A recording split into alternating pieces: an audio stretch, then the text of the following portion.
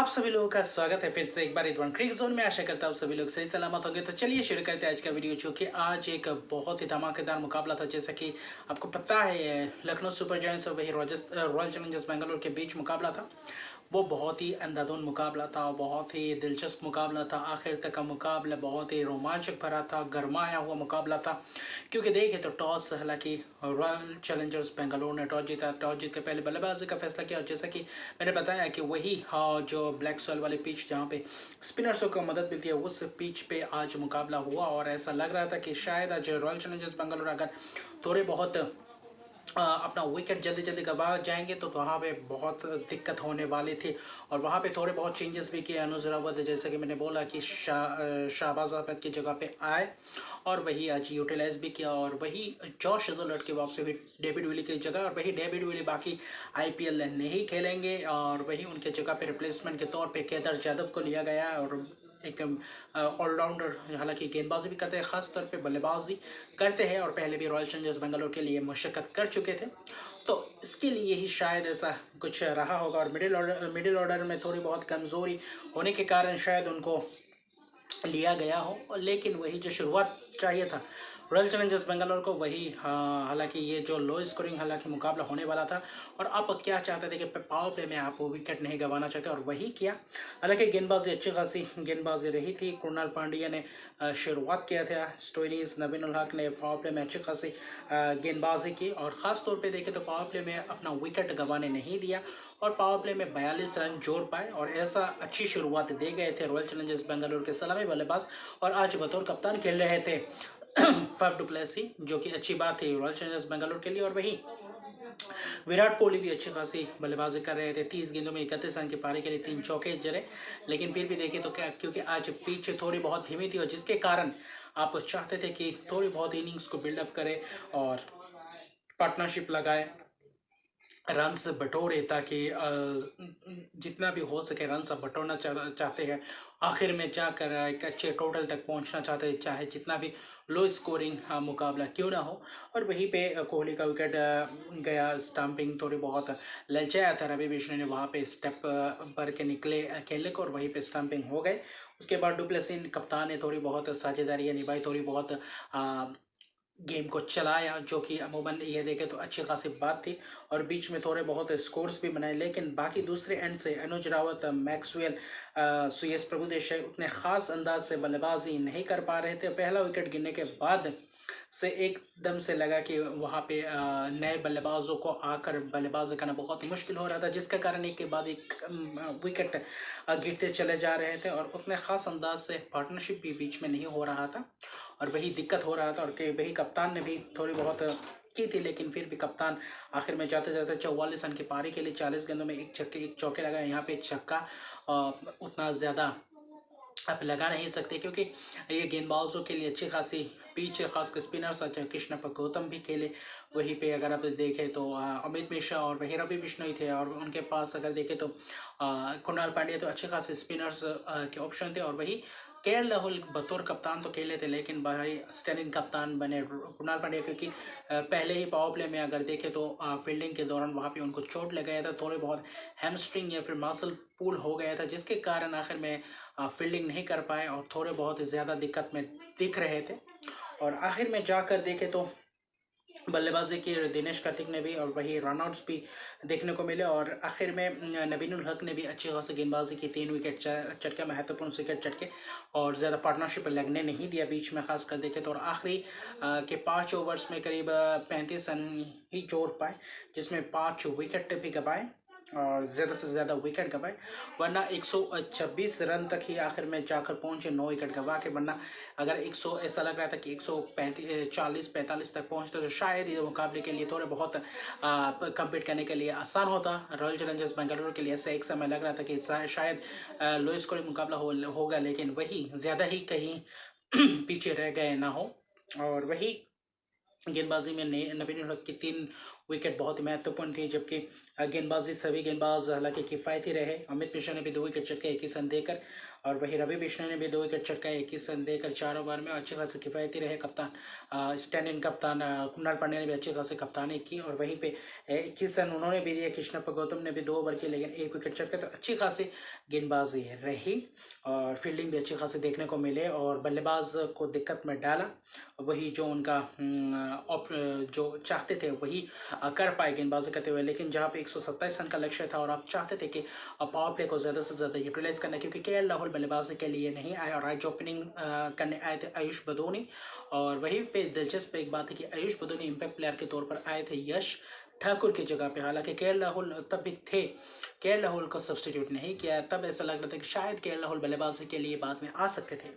और वही था कि काइल मेयर्स और आयुष बदोनी, काइल मेयर्स ने वही सिराज ने पहले ही ओवर में चलता किया काइल मेयर्स को, जो थोड़ी बहुत शॉर्ट पिच गेंद की थोड़ी बहुत खींची हुई थी, थोड़ी बहुत स्लो गेंद, और वहीं पे स्टिकर पे गेंद लगा, और जो कि अच्छी तरीके से पुल नहीं कर पाया, जिसके कारण आखिर में अपना कैच दे बैठे मैदान में। और बहुत ही खूबसूरत अंदाज से वो गेंदबाजी की थी। और वही शुरुआत में जो पावर प्ले में पार्टनरशिप चाहिए था, हालांकि पावर प्ले में आपको 50-60 रन नहीं चाहिए, पावर प्ले में रन बॉल भी खेलते, अगर ज़्यादा से ज़्यादा विकेट नहीं चटकाते तो इस मुकाबले में अब बने रहते। लेकिन वहीं पे क्या किया लखनऊ सुपर जायंट्स के बल्लेबाज, हालांकि कृणाल पांड्या तीसरे नंबर पर आए, थोड़ी बहुत शॉट्स लगाए तीसरे ओवर में अच्छी खासी, क्योंकि पहले 2 ओवर में सिर्फ 2 ही रन्स आए थे और बहुत ज़्यादा प्रेशर में थे, तो थोड़े बहुत चौके लगाने की कोशिश की, और चौके लगाए भी तीसरे ओवर में। अगर खास करके अगर आप देखें तो मोहम्मद सिराज के ओवर में लगातार 3 चौके चले कुणाल पांड्या ने, और उसके बाद चौथे ओवर में वही ग्लेन मैक्सवेल को बुलाया। ग्लेन मैक्सवेल को कोशिश की शॉट लगाने की, वही चिप करने गए थे, वही विकेट विराट कोहली के हाथ में कैच दे बैठे कुणाल पांड्या, क्योंकि अच्छी लय में दिख रहे थे। 11 गेंद में 14 रन की पारी के लिए तो पार्टनरशिप करने की कोशिश कर रहे थे, लेकिन फिर भी उसके बाद अगर देखें तो उसके बाद से जो विकेट जाने का सिलसिला, आयुष बदोनी उसके बाद अपना विकेट गंवा गए। फिर दीपक हुडा आए, दीपक हुडा भी कुछ खास आज अंदाज में नहीं, लेकिन दीपक हुडा से पहले दीपक हुडा के बाद मार्कस स्टोइनिस है। मार्कस स्टोइनिस अच्छी खासी बल्लेबाजी कर रहे थे, बाकी बल्लेबाजों के साथ मिलकर पार्टनरशिप करने की कोशिश कर रहे थे, लेकिन एक के बाद एक विकेट गंवाते चले जा रहे थे। और खासकर पावर प्ले में अगर आप देखें तो 4 विकेट गंवा गए थे, जो कि एक आप 100 भले ही 127 रन का लक्ष्य का पीछे कर रहे हो, लेकिन अब पावर प्ले में उतना विकेट गंवाना नहीं चाहते, और जो रॉयल चैलेंजर्स बेंगलुरु को चाहिए तो वही, और उनको वहीं पे मौका मिल गया, और फिर से वही कोशिश की ज़्यादा से ज़्यादा विकेट चटकाने की और ज़्यादा से ज़्यादा प्रेशर में डालने की, क्योंकि दीपक हुडा भी स्टंपिंग हो गए। वही अच्छी खासी गेंदबाजी रही गेंदबाजों से। अगर स्पिनर्स की बात करें, जोश हेजलवुड ने भी 2 विकेट चटकाए, 3 ओवर में 15 रन देकर जो वापसी अच्छी खासी रही। मोहम्मद सिराज का भी स्पेल रहा, लेकिन स्पिनर्स ग्लेन मैक्सवेल एक ही ओवर करने के लिए आए थे और एक ही ओवर किया, पावर प्ले में ही करवाए थे। और जब कुणाल पांड्या का विकेट, उसके बाद उनका ओवर्स नहीं दिया, लेकिन उसके बाद वनीद हसरंगा, करण शर्मा जैसे गेंदबाज थे, अच्छे खासी गेंदबाजी की, और जो स्पिनर्स के लिए मदद भरा पिच था, और बीच में वही किया। और बीच में बाकी मार्कस स्टोइनिस, निकोलस पूरन भी आए, और वही एक छक्का भी चला था करण शर्मा के ओवर में पावर प्ले के बाद ही।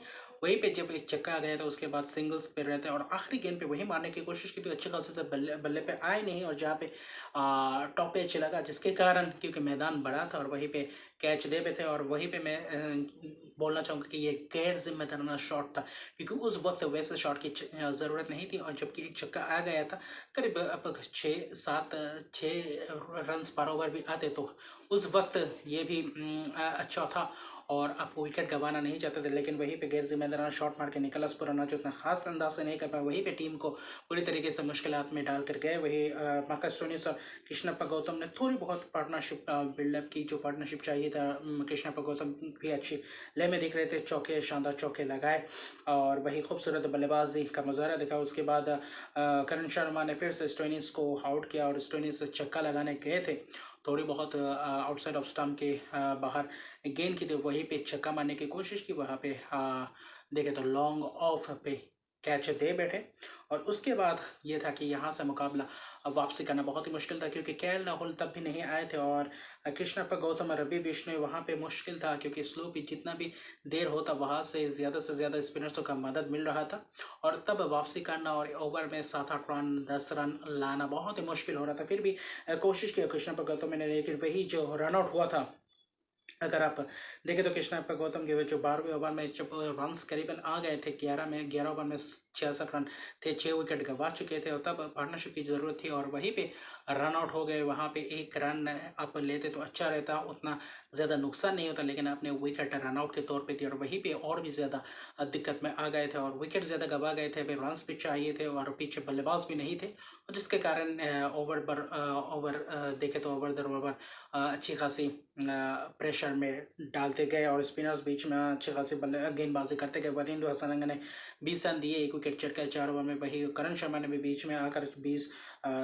4 ओवर में 20 रन देकर 2 विकेट महत्वपूर्ण विकेट चटकाए और आखिर में वापसी करने नहीं दिया और हर्षल पटेल सब्सटीट्यूट के तौर पर आया। आखिर में हर्षल पटेल ने भी अच्छी खासी गेंदबाजी की और जबकि उसके बाद अमित मिश्रा और बिश्नोई थे, तब उतना ज़्यादा उम्मीद नहीं था, लेकिन फिर भी देख रहे थे कि कितने पास तक पहुंचे, उसके बाद क्या शॉट्स लगाकर आखिर में मैच जीत सकते, ये देखने लायक बात था। लेकिन वही उसके बाद और मुझे लग रहा था कि अमित मिश्रा की जगह पे अगर आप नबीनुल हक को आप मौका देते तो शायद और भी थोड़ा बहुत बेहतर हो। तो उसके बाद के राहुल और आखिर में अमित मिश्रा को देते क्योंकि के राहुल आए थे बल्लेबाजी करने आखिर में, जब करीब 7-8 गेंद बाकी थी, 24 रन चाहिए थे और वहीं पे बहुत मुश्किल होता छक्के चौका मारना। फिर भी आप रिस्क ले सकते थे और वहीं पे सिंगल नहीं ले पा रहे थे क्योंकि वो थोड़ी बहुत स्ट्रेन या मसल पुल के कारण वो दौड़ नहीं पा रहे थे और वहीं पे आखिरी ओवर में बल्लेबाजी नहीं कर पाए, जिसके कारण आखिरी ओवर में जो स्ट्राइक मिला था अमित मिश्रा को, वहाँ पे सिंगल्स भी नहीं ले पाए और जिसके कारण पूरी तरीके से मुश्किलात में हो गए